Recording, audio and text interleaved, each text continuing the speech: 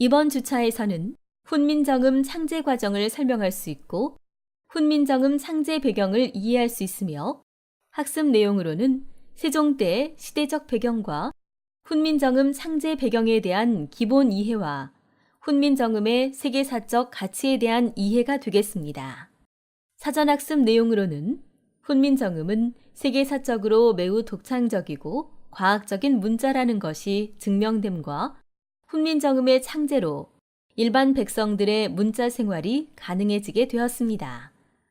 또한 훈민정음의 창제는 세종의 민족의식, 민본의식의 바탕 위에서 나왔으며 중국의 의문을 바르게 표기하기 위한 노력의 산물이었습니다. 안녕하세요. 2주차에서 살펴볼 한국의 세계적 유산으로는 우리가 매일 말하고 글을 쓸 때 사용하는 우리의 문자, 바로 유네스코 세계 기록유산으로 등재된 훈민정음인데요. 우리는 지금 한글이라고 부르고 있는데 이 명칭은 1910년대 초에 국어학자 주시경이 처음 사용한 용어이고 반포 당시에는 훈민정음으로 불렸죠. 훈민정음은 세계 역사상 반포일가, 창제한 사람과 창제의 원리가 확실하게 알려져 있는 유일한 문자이기도 합니다. 그리고 이 한글에 대한 예찬은 참으로 많죠. 한글은 보편적인 음성기호로 사용해도 충분할 만큼 조직적이며 거의 무한대에 가까운 표음의 능력을 가지고 있다. 또 음절 구성의 원리가 간단해서 배우기가 쉽다.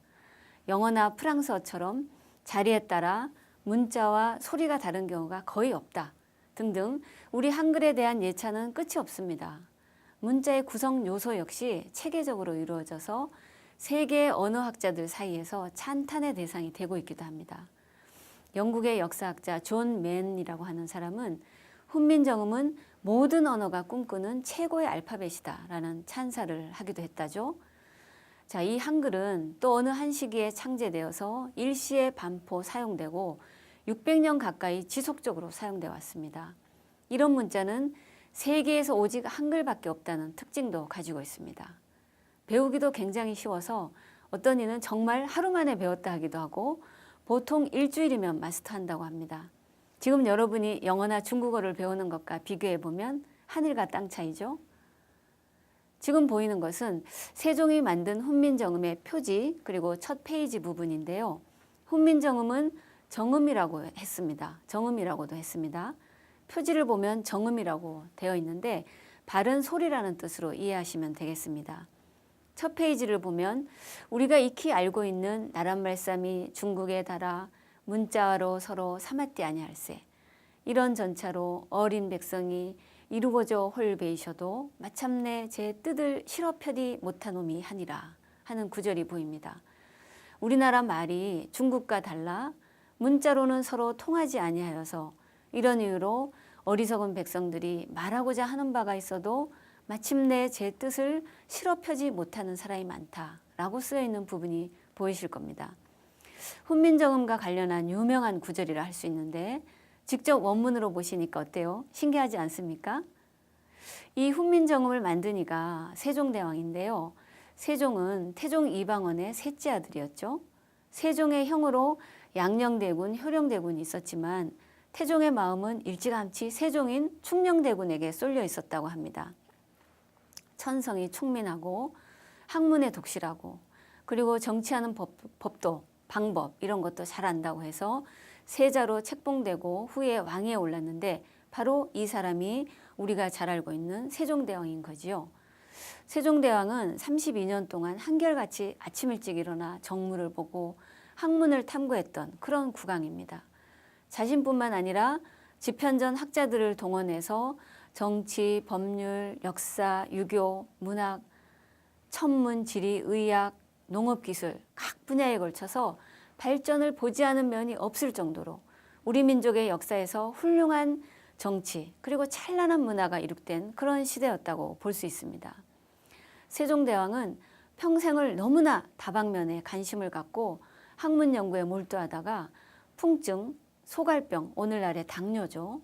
안지를 비롯해서 온갖 병으로 고생을 했다고 합니다. 그러면서도 학문 연구를 게을리하지 않았다고 하니까 참으로 대단한 군주였다고 생각이 되는데요. 세종이 만든 훈민정음을 둘러싸고 한때는 논란이 벌어진 적도 있습니다. 세종대왕이 이 세계적인 문자를 정말로 혼자 창제했는가, 아니면 집현전 학자들과 함께 창제했는가 하는 창제의 주체가 누구인가 하는 논란이었는데요. 논란의 원인은 조선왕조실록 페이지에 훈민정음이 반포되기 이전에는 채말리 같은 인물들의 반대 상소가 전혀 나오지 않는다는 거죠. 그래서 세종대왕 혼자 창제했을 것이다 하는 주장이 나왔던 것이고, 세종대왕 혼자서 집현전 학자들을 놔두고 이 세계적인 문자를 만들었을 리는 없다, 뭐 이런 이유들로 해서 논란이 분분했었습니다. 그래서 지금부터 세종대왕은 한글을 언제, 왜 만들었을까? 정말 세종대왕이 만들었을까? 훈민정음의 세계적인 가치와 의의는 어떤 점에 있는가? 그리고 문자가 생겨난 뒤에 조선시대 사람들의 생활은 어떻게 달라졌을까? 이런 주제를 가지고 훈민정음에 대한 강의를 시작하도록 하겠습니다. 자, 훈민정음은 어떻게 탄생되었을까요? 세종대왕이 만든 건 알겠는데 언제, 어떻게, 왜 만들었을까? 그런 것이죠. 훈민정음은 이미 알려져 있는 대로 세종이 1443년, 그러니까 세종 25년입니다. 음력 12월에 집현전 학자들과 더불어서 28자를 창제했습니다. 그리고 1446년 음력 9월에 훈민정음이라는 이름으로 반포했던 겁니다. 현재 한글은, 우리가 쓰고 있는 한글은 28자 중에 4글자가 소멸돼서 24자가 쓰이고 있죠. 조선왕조실록에는 훈민정음에 대해 어떻게 기록되어 있는가 하면, 이달 왕이 친히 언문 28자를 지었으니 글자의 모양은 옛 전자를 본떠 쓰되 초, 중, 종성으로 나누어지며 합친 뒤에라야 글자를 이룰 수 있다. 무릇 한자와 우리말에 이르기까지 모두 적을 수 있다. 글자가 비록 기묘하다고 하더라도 전한이 그지없으니 이를 훈민정음이라 이른다.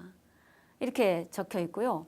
또 어디로 가더라도 통하지 않는 곳이 없고 바람소리, 하계 울음소리, 닭 울음소리와 개 짖는 소리까지 모두 표현해서 쓸 수 있다. 이렇게 기록되어 있습니다. 세종 28년 9월 29일로 그렇게 기억이 되는데요.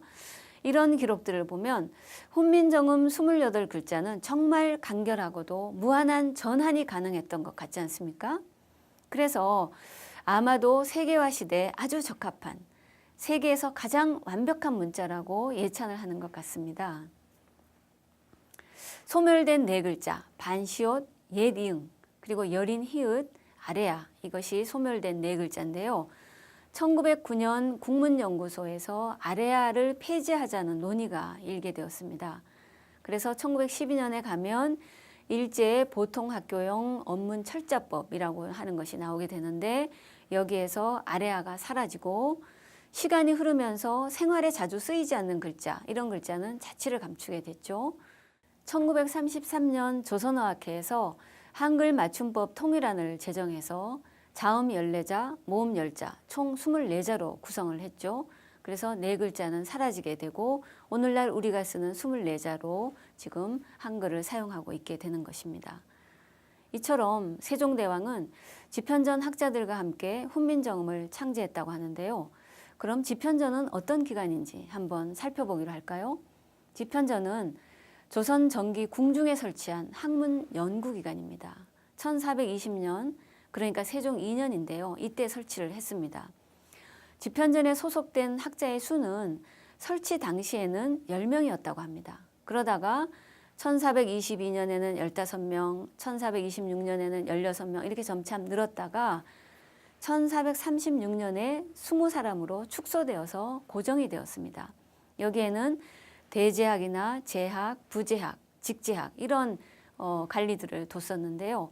세종은 집현전 학자들을 충분히 배려하고 이들의 연구에 편의를 주기 위해서 많은 도서를 구입해서 마음대로 독서하고 연구하도록 후원을 해주었다고 합니다. 집현전에서는 학자들이 모여서 세종과 함께 훈민정음을 창제한 것은 물론이고 용비어천가 주해라든가 훈민정음 해례, 동국정운 이런 책들을 편찬하는 사업을 전개했습니다. 곧 세종대의 황금 시대를 이룩하는 원동력이 되었던 셈인데요. 그런데 이 집현전은 세조년간에 들어오게 되면 세조의 어떤 그 무단적인 왕권 강화책과 충돌하는 속에서 1456년 세조 2년이 되는데요. 이때 일부 집현전 학자와 그 출신자들이 집현전에 모여서 단종 복위를 도모한 사육신 사건이 발생합니다. 박팽년이라든지 성삼문, 하위지 이런 사람들이 일으킨 그런 사건인데요. 이를 계기로 세조는 집현전을 혁파를 하게 되죠.